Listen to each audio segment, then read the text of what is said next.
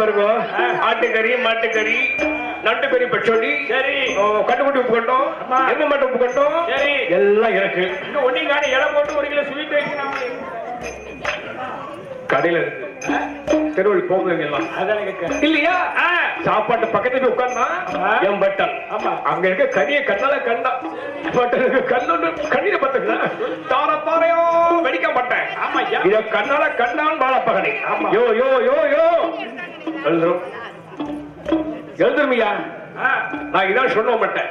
உங்களுக்கும் சரி வராது, ஒத்து வராது, எதையும் தெரியல அப்படி சொன்னேன். அப்ப சொல்லல.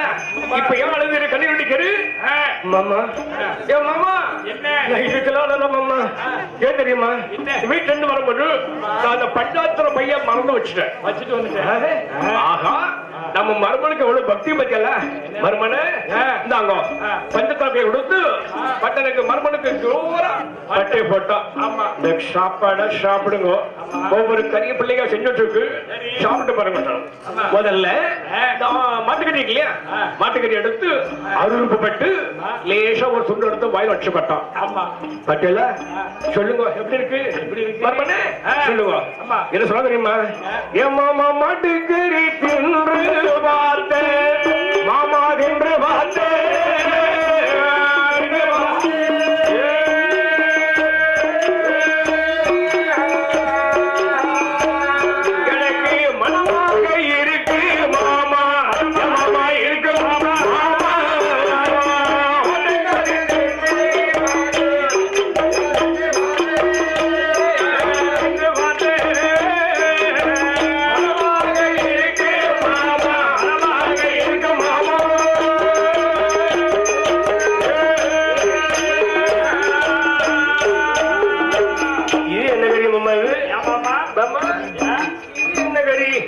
துண்டு சிறுசா இருக்கு.